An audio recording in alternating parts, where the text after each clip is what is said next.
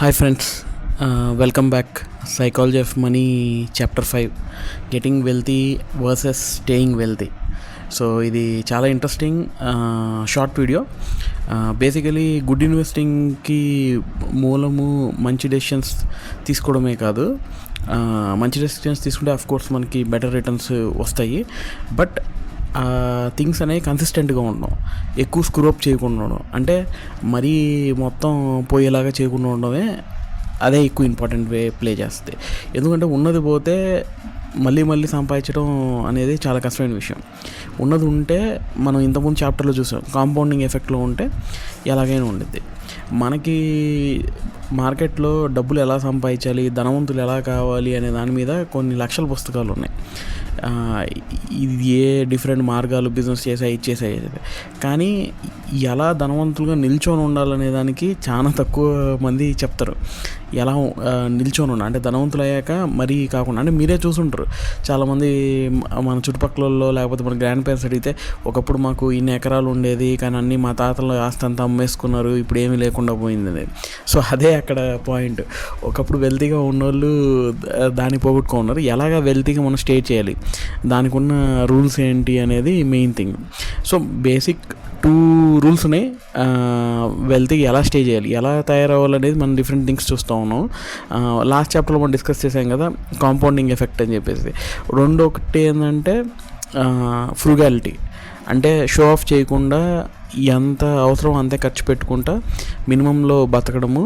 రెండో థింగ్ వచ్చి పెనోరియా అనే దాని మీనింగ్ ఏంటంటే కంగారు పాటు, అంటే నా దగ్గర ఉన్నది పోద్దేమో అన్న భయం, అప్పుడు అది కాపాడుకునేది చూసుకోవాలి. అంటే ఇప్పుడు ఫర్ ఎగ్జాంపుల్ ఎవరు ఇన్వెస్ట్ చేసేప్పుడు ఏదైనా చెప్పంగానే అరే ఇతను ఎందుకు చెప్తున్నాడు, మన దగ్గర డబ్బులు లాక్కోవడం చెప్తున్నాడు, లేదా సడన్గా ఎవరన్నా మీ దగ్గర ఉన్న ఒక హ్యూజ్ అమౌంట్ అప్పటికి అతను నిజంగా అవసరమా లేదా, మీరు అది అంత ఇవ్వగలరా లేదా అని ఆలోచించుకోవడం.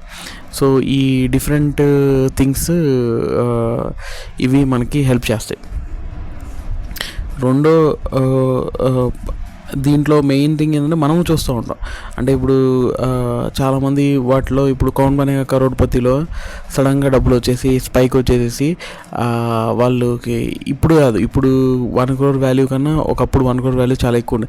ఆ టైంలో కౌన్ బనేగా కరోడ్పతి ప్రోగ్రాంలో మీలో ఎవరు కోటేశ్వర్ ప్రోగ్రాంలో డబ్బులు సంపాదించేసి డబ్బులు సడన్గా రాగానే వాళ్ళకి ఏం చేయాలో అర్థం కాక ఖర్చు పెట్టేసేసి, లేకపోతే వేరే వాళ్ళకి అలా ఇలా ఇచ్చేసి రాంగ్ ఇన్వెస్ట్మెంట్ చేసి మొత్తం పోగొట్టుకొని మళ్ళీ మామూలు స్టేట్ కన్నా కూడా ఇంకా దారుణమైన స్టేట్కి వచ్చి ఉన్నారు. అంటే ఇంతకుముందు లైఫ్ సాఫీగా వెళ్తూ ఉన్నది, కానీ ఒక్కసారిగా ఎక్కువ డబ్బులు వచ్చి పడేసరికి వాళ్ళకి ఏం అర్థం కాక దాన్ని ఎలా బ్యాలెన్స్ చేయాలో చేతగాక, ప్లస్ దానివల్ల వచ్చే ఫేము నేము చుట్టుపక్కల వాళ్ళ ప్రెషరు డిఫరెంట్ సినారీస్ తట్టుకోలేక అది మొత్తం పోయేసి ఇంతకుముందు స్టేట్లో ఉన్న పీస్ ఆఫ్ మైండ్, ఒక జాబ్, ఒక రెస్పెక్ట్, డిఫరెంట్ థింగ్ కాన్స్టెంట్గా వెళ్ళేది ఉన్నది, అవన్నీ పోగొట్టుకున్నాను. సో ఇది చాలా ఇంపార్టెంట్ లెసన్. అలాగే స్టాక్ మార్కెట్లో కొంతమంది ట్రేడింగ్ చేసేసి లేకపోతే ఆప్షన్ ట్రేడ్ చేసి టక్కున డబ్బులు సంపాదించుకొని ఉంటారు. అదే వేరే ఇన్స్టెన్స్లో అంతకన్నా ఎక్కువ అమౌంట్ పోగొట్టుకొని అప్పులు పాలైపోయిన వాళ్ళు ఉంటారు అన్నమాట.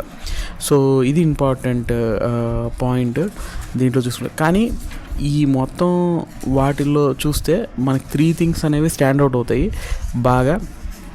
అవి చాలా ఇంపార్టెంట్ అనమాట రియల్ వరల్డ్లో.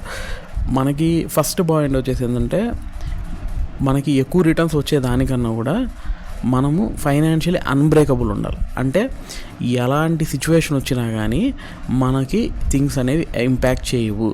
అంటే మీకున్న జాబ్ పోయినా, లేకపోతే మీకు వచ్చే సైడ్ ఇన్కమ్ పోయినా, లేకపోతే ఒకవేళ ఫ్యామిలీలో మెడికల్ ఎమర్జెన్సీ వచ్చినా, లేకపోతే ఏ కష్టమైన సిచ్యువేషను, సడన్ నీడ్ అలాంటివి వచ్చినా కానీ మీరు రెడీగా ఉన్నారా లేదా, అన్బ్రేకబుల్ ఉన్నారా లేదా అనేది చాలా ఇంపార్టెంట్ పాయింట్ అనేది ప్లే చేస్తుంది.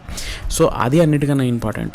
ఎప్పుడైతే మనం అన్బ్రేకబుల్గా ఉంటామని చెప్పి ఎప్పటికప్పుడు మనం అష్యూర్గా చేసుకుంటామో మీకు రిస్క్ చేసే అపటైట్ పెరుగుతుంది, మీకు రిస్క్ చేయడానికి భయం ఉండదు. ఎందుకంటే మీరు ఆల్రెడీ ఆ అన్బ్రేకబుల్ పార్ట్ని మీరు సెట్ చేసి పెట్టుకున్నారు.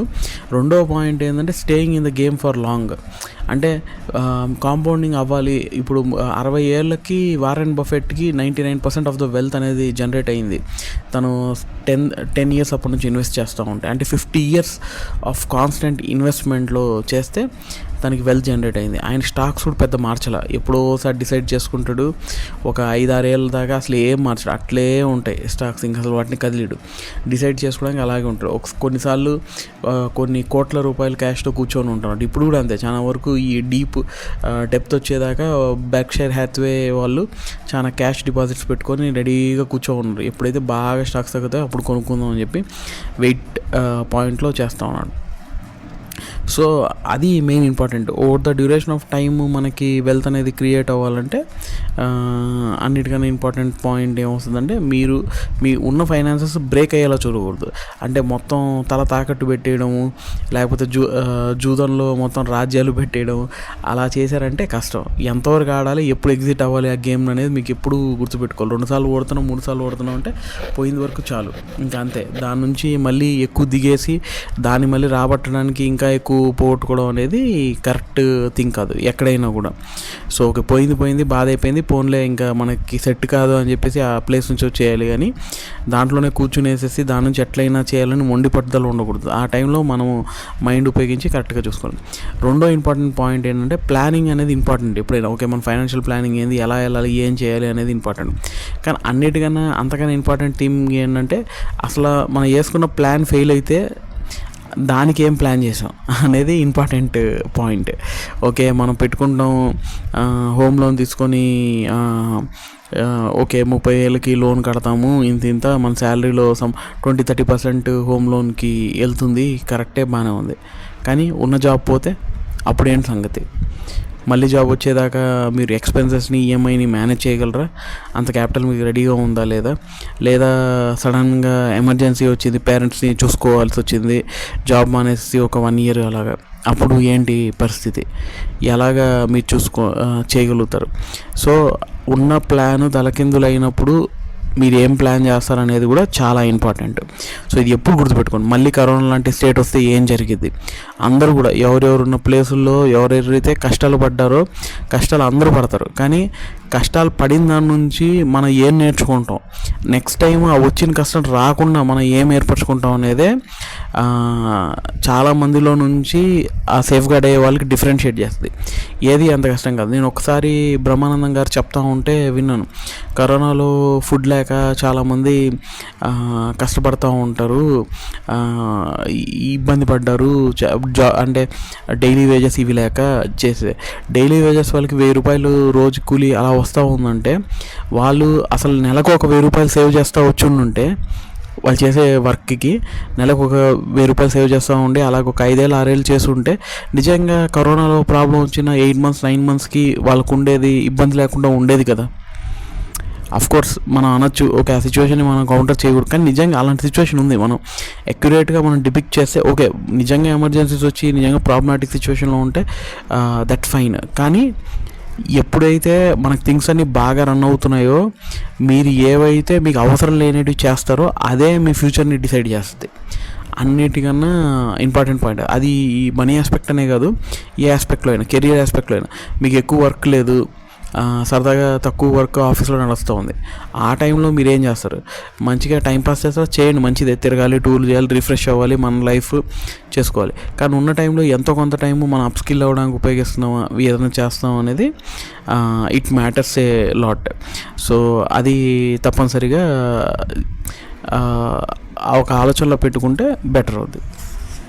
థర్డ్ పాయింట్ ఏంటంటే, బార్బెల్డ్ పర్సనాలిటీ. అంటే బార్బెల్డ్ పర్సనాలిటీ అంటే ఈ డంబెల్స్ ఉంటాయి కదా, 2 సైడ్ హెవీ వెయిట్ ఉంటాయి కదా, ఆపోజిట్ సైడ్స్లో ఉంటాయి.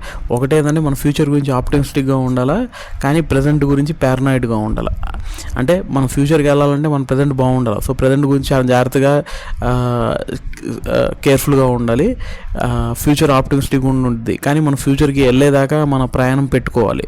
అప్పటిదాకా మనం ఎలా చేయగలుగుతాం అనేది చాలా ఇంపార్టెంట్ డెసిషన్స్ అనేవి వస్తాయి అన్నమాట. సో ఈ స్టాక్ మార్కెట్ పడిపోవడాలు, ఈ కంపెనీస్ రిసెషన్ రావడాలు, ప్రెసిడెంట్స్ పోవడాలు, గవర్నమెంట్లు చేంజ్ అవ్వడం, ఇవన్నీ జరుగుతూ ఉంటాయి. కానీ ఓవరాల్గా stock market, price of the commodities, real estate, ఈ ఇన్వెస్ట్మెంట్ సైకిల్ అంతా ఎప్పుడు ఇంక్రీజ్ అవుతూనే ఉండింది ఓవరాల్ ప్లేన్లో. సో మీరు ఎంత పెడితే అది చేసుకుంటా వెళ్ళగలరో అది మీకు చాలా డిఫరెన్స్ అనేది క్రియేట్ చేస్తుంది. సో ఈ పాయింట్స్ గుర్తుపెట్టుకోండి. Thank you.